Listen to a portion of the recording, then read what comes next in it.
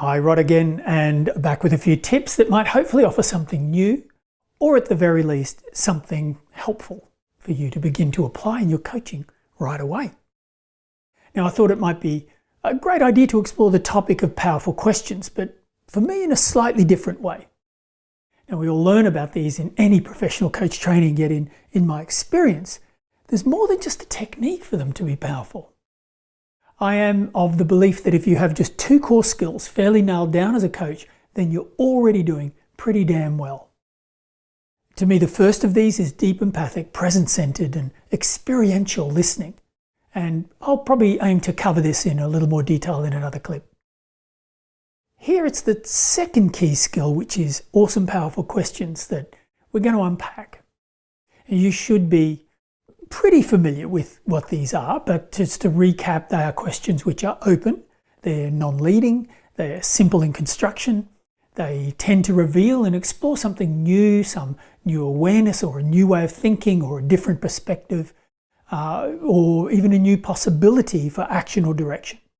They can also potentiate this incredible quality we call insight, and they often lead the client towards something deeper, a deeper meaning about a topic.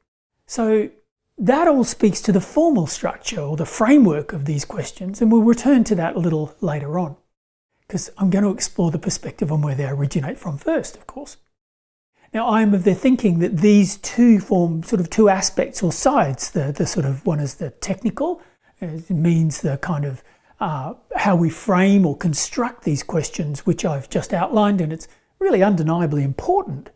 But to me, the question of where these come from, their true origins, the insightful spark, which seems important to uncover, yet I don't believe I've ever seen it addressed. So most teaching on these types of questions deals more with the construction, the syntax and form. And I'm struck, however, that this question of the origin is one many cognitive scientists from Lakoff and Johnson in these days, right back to the late Eugene Gendlin, the creator of focusing, and they've all explored and theorized over. Gendlin was just absolutely enthralled with understanding the source of language, of ideas and creativity. And he firmly believed, as do now many contemporary cognitive scientists, that this was an embodied process, that our rich, deep inner experience is the fertile ground of all idea, insight and creative thought, and that it manifested and could be contacted via our embodiment. That accessing this source material also requires an enhanced capacity to listen beyond the habitually loud voices of our regular inner commentary. It requires present-centered listening. This is not to say that the louder voices are not to be heeded. Rather, it just asks of us to be able to hear, feel, sense and process all of it. Now, firstly, this means developing that superhero for level 4 listening we've taught you. It requires listening from a place of presence, that cultivated capacity for deep, full engagement with the present moment. This type of wide open, easeful, curious meta-listening potentiates the ability to receive all of the incoming data streams, such as words, vocal dynamics, client physicality, all the visual data, everything, including body language and so on. And to be able to take it in, receive the whole picture without being overwhelmed. Kind of like receiving life on broadband fiber. Present-centered listening opens greater bandwidth and brings a different intuitive system online as well, a sensing system. The embodied ability to sense underlying energetics and unarticulated yet important pictures of client and situation that more intuitively emerges rather than the up-top thinking box version or story of it. This implicit system is able to actually receive and process way more than the up-top task-positive analytic one is able to. Yet present-centered listening also means you have both of these systems available. Now, also on top of that, this type of open, spacious ease of meta-awareness allows the bandwidth to be able to skillfully process the responses that arise within us as well, all of our interactions. We have capacity to take in all the client plus manage all our own inner process at the same time. There is enough space. This is important because this, the implicit, is the origin space of those questions. Presence is obviously key here.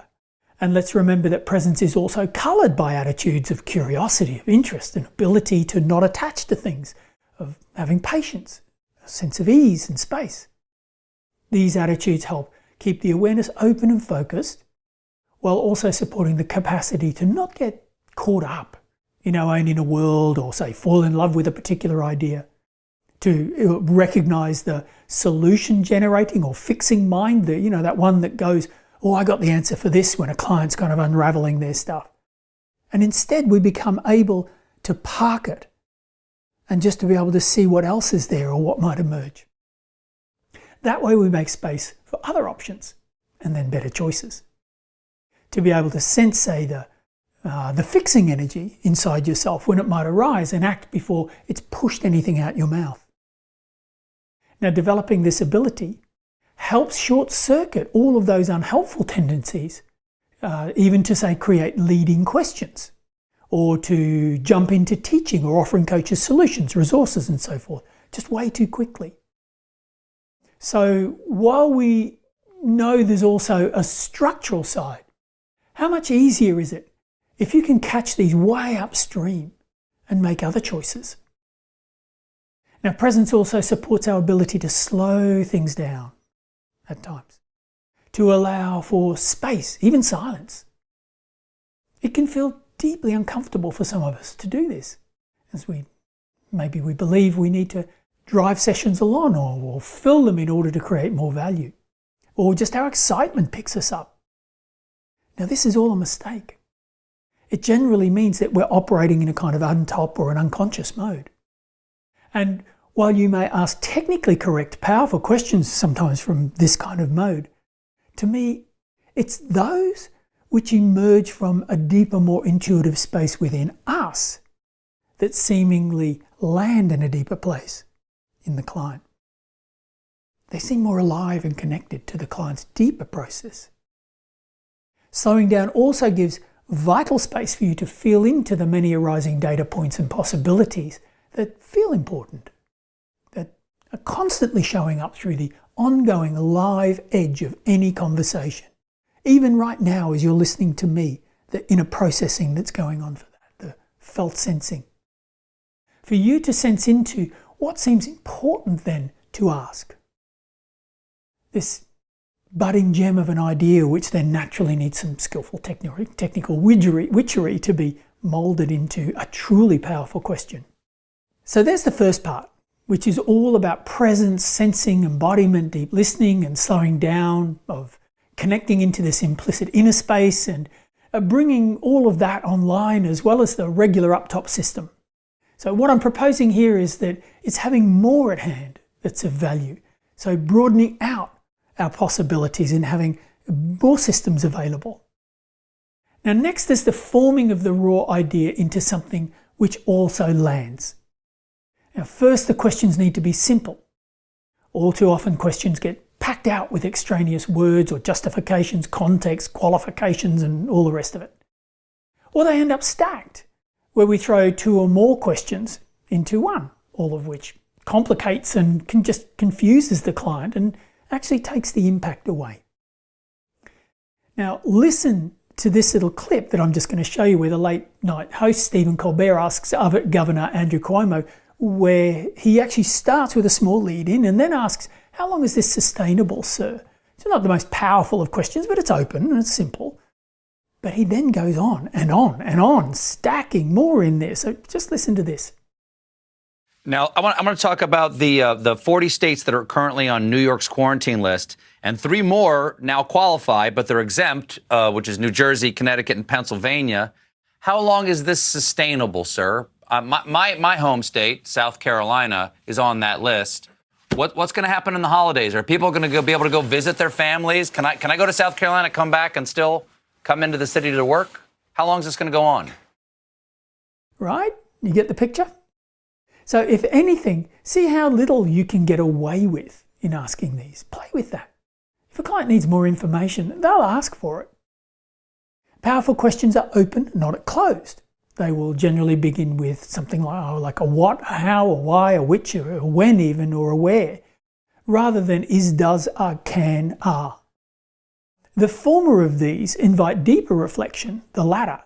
Well, they're great for clarifying, usually only get a yes or no answer, and they just stop the whole show right there.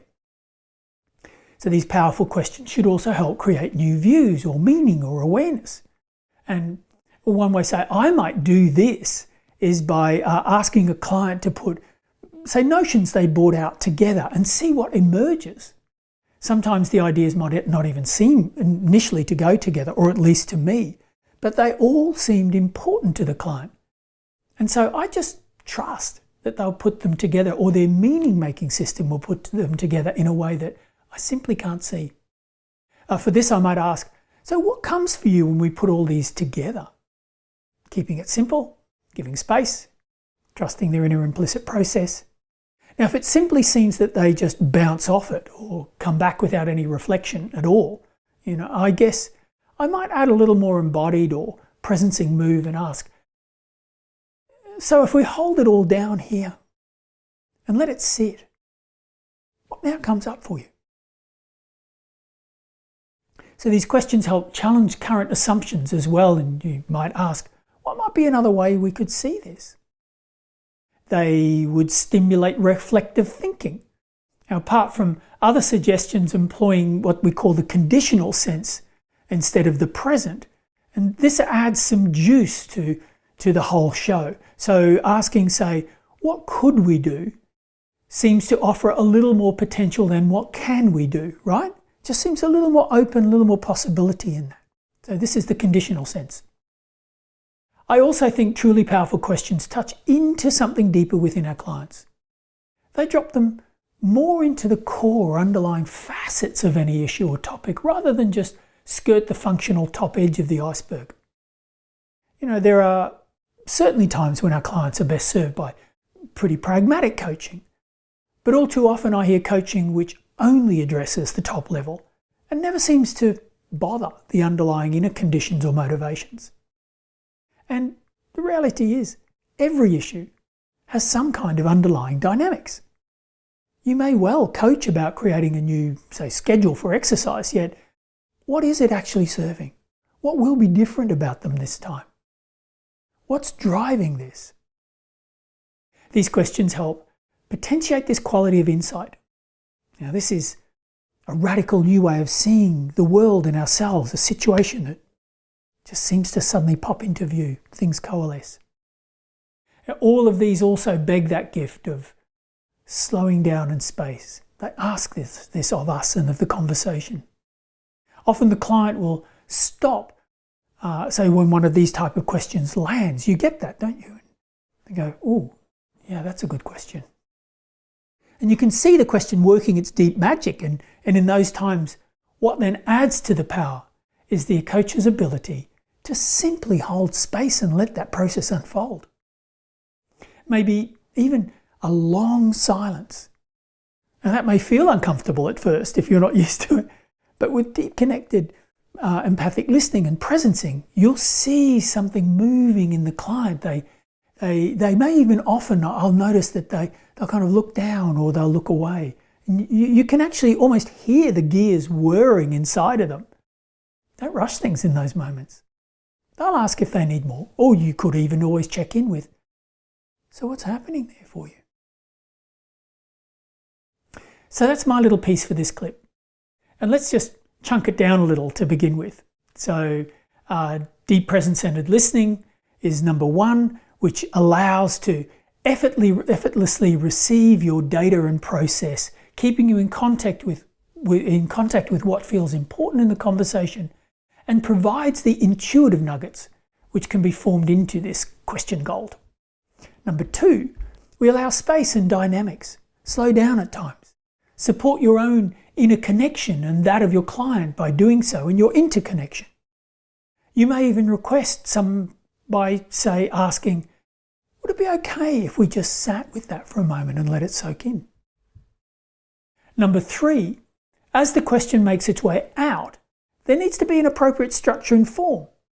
take time and give space, and also work it appropriately. So give it that gift. Use this space to create an effective shape, to get rid of unnecessary language. Now, sometimes you may even wish to remake a question midstream entirely when you realize it's just a little bit off course. That too is a really skillful move. I might even say something like, just give me a minute to feel into this a little more and remake this. Number 4, give the question time to do its work. Don't rush the client. These questions come freighted with their own deep magic. Give it and them space for that. So I hope this has helped. I'll see you in the next clip, if not before.